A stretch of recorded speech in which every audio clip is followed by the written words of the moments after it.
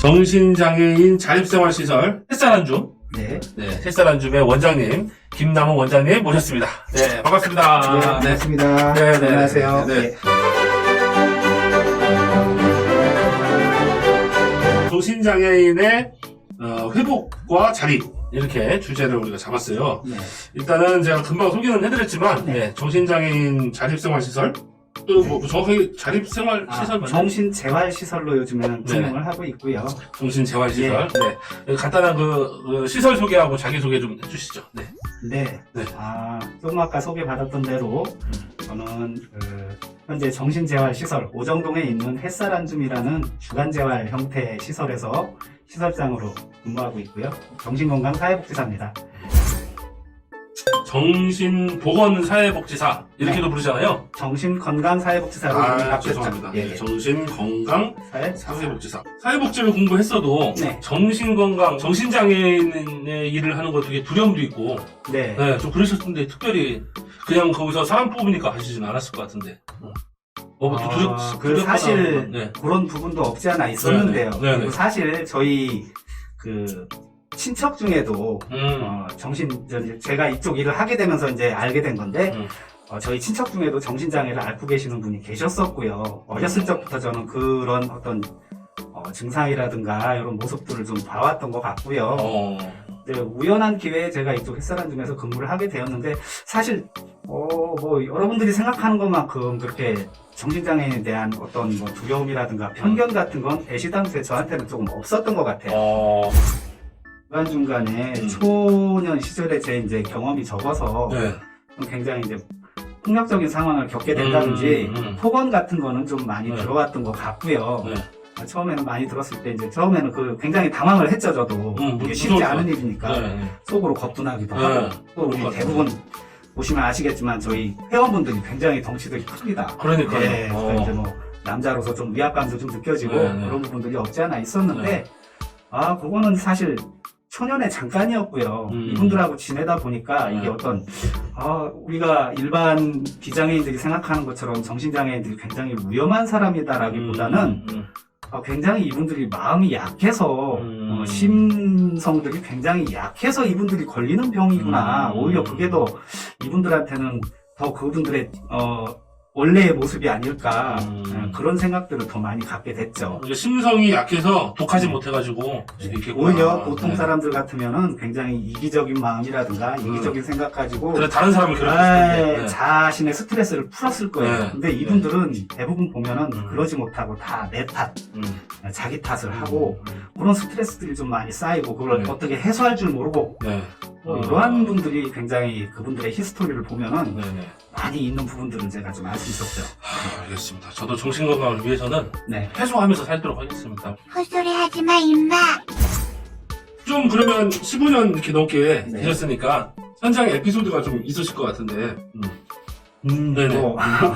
또 이제 처음 입사 때부터 얘기를 하니까 좀 입사 시절 생각이 아까 나요. 면접 제가 처음 이제 면접을 보러 갔어요. 네. 이 햇살안줌이라는 곳에 입사를 하기 위해서 면접을 보러 가서 얼마나 떨려. 대기실에서 기다리고 있는데 이제 어떤 분이 들어오시는 거예요. 굉장히 풍채 좋으신 분이 오시더니 너무 자연스럽게 앉아서 저한테 면접을 보시는 거예요. 어떻게 왔나? 나이는 몇 살이냐, 학교는 어디 나왔냐, 전공은 뭐냐.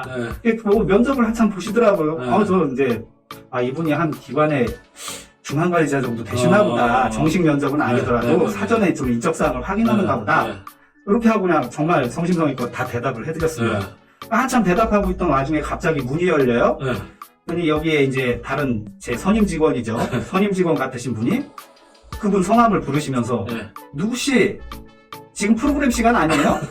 약은 근데 참 드셨어요? 이러시는 거예요. 순간적으로 제가 이게 뭐지? 제가 그 햇살안줌을 이용하시는 분을 제가 조금 이제 착각을 했던 거죠. 직원분으로. 그만큼 이 정신장애인 분들은 외형상으로 보시면 일반 비장애인들하고 별로 구분이 잘 안 돼요. 말씀하시는 것도 마찬가지고. 그래서 이제 면접을 이용하기. 일단 그분께 면접을 잘 본 덕에 제가 지금까지 잘 근무하고 있는 것 같아요. 회원에게 인정을 받은. 그러니까요. 아무튼 뭐 재밌는 에피소드가 좀 있었네요. 네. 네. 개인적으로 근데 힘든 점도 분명히 있었을 것 같아요. 정신장애인으로, 이제 정신장애인들의 상담, 뭐 이런 거 하시다 보면 아무래도 뭐 전화 상담하기도 힘드실 것 같고. 네. 네. 아무래도 이게 정신과적 증상들이 음. 어떤 때와 장소를 가지고 나타나는 것이 아니기 때문에 우리 회원분들 같은 경우에 당장에 내가 어렵다 하면은 때와 장소를 가지지 않고 이제 수시로 전화를 하시죠. 뭐 되게 우울 막 이런 예, 거죠. 그 네. 본인의 증상들을 토로하시고 네. 가끔 뭐 이제 갑자기 전화해서 울기도 하시고 여자 회원분들은 특히나 음. 그 심야에 늦은 시간에 네. 이 여자 목소리로 전화기에서 울음이 넘어오면 저도 가정생활을 하는 남자로서 좀 가끔 곤란함이 있지 않겠습니까? 와이프한테 오해도 예. 사고 할 수도 있겠네. 예, 그런 경우들도 아. 좀 있고요. 근데 이게 근무 시간 이후에 그러면 전화가 상담이 오면 네. 그럼 받아야 돼요? 안 받아야 돼요? 이거? 그래서 저희가 네. 처음에는 좋은 마음으로 다 받아들였는데 네. 이게 어떤 사회 기술 차원에서도 우리가 일반적으로 네. 특별한 상황이 있지 않으면 네. 보통 남의 집에 전화하는 시간대가 있잖아요. 10시 정도에는 안 하죠. 9시면. 네. 네. 주말이라든가 이럴 때 되도록 네, 하면서 네, 전화 네. 안 하고 네. 뭐 이런 것들을 회원분들한테 가르쳐 드리는 것도 이게 어떤 재활의 일부분이 될 수 있겠다. 그러네요. 그것도. 그래서 네. 그런 것들을 저희가 이제 회원분들하고 얘기하면서 네. 어느 정도 이제 합의를 보고 어. 지금은 그래서 이제 저녁 일과 시간 이후라든가 음. 주말에는 정말 특별한 상황 아니고는 음. 예, 그런 상황을 제외하고는 그냥 전화를 안 하시는 걸로 해서 지금은 잘 지켜지고 있어요. 예, 크게 어려움 다행이네. 없습니다. 예. 네. 저 같아도 밤낮 없이 이렇게 전화가 오면 네, 받으면서도 제 삶의 또 루틴이 깨질 수도 네, 있으니까 네, 네. 또 직업으로서도 굉장히 곤란할 것 같아요. 너무 뻔한 질문이긴 하지만 네.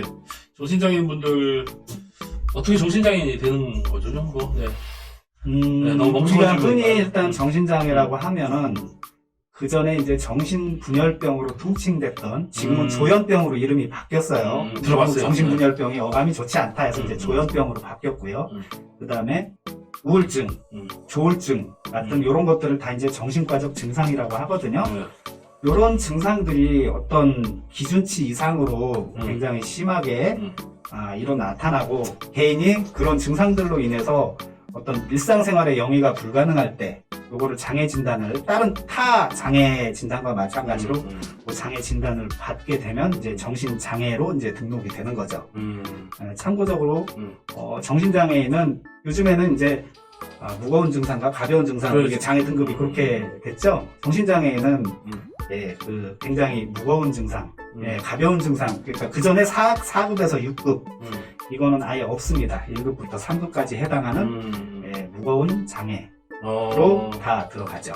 그럼 이제 우리가 편견일 수도 있는데 네, 요즘 뭐 정신장애인들이 사건 사고 같은 게 이제 아주 네. 극대화해서 보여주지 않습니까? 뭐 네, 네, 그래서 누구를 폭행하거나 예. 뭐 이런 이런 두려움 같은 게 좀 있어요. 네, 네, 네. 이런 부분에 대해서는 이 부분만 가지고 제가 아마 1시간을 떠들어도 좀 모자랄 것 같은데 네. 굉장히 이쪽 정신장애 이쪽 분야에서 일하시는 사회복지사들 다 똑같은 마음일 거예요. 네. 이 일반 사람들한테 마치 언론이나 TV 같은 데에서 정신장애를 겪고 있으신 분들이 굉장히 사건 사고 일으키는 거를 대서특필을 해서 그렇죠. 맨날 나오잖아요. 마치 일반인들이 볼 때는 정신장애 자체가 굉장히 위험한 거다. 정신장애인들은 다 위험 요소를 갖고 있는 사람들이다. 네, 옆에도 같이 네, 이런 생각을 갖게끔 하는데 그건 절대 정말 무지에서 오는 그 생각이고요. 아까도 말씀드렸지만 정신장애도 오히려 더 굉장히 마음이 약합니다.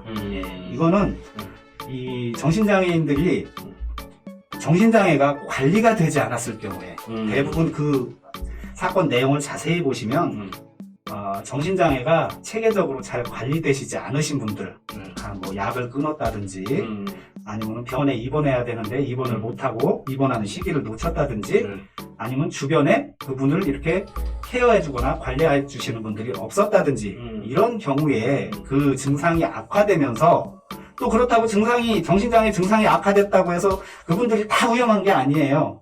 그 악화된 정신장애 증상과 그분의 어떤 인격적, 성격적 특성, 예, 굉장히 또 사람들 성격이 다양하잖아요. 네네네.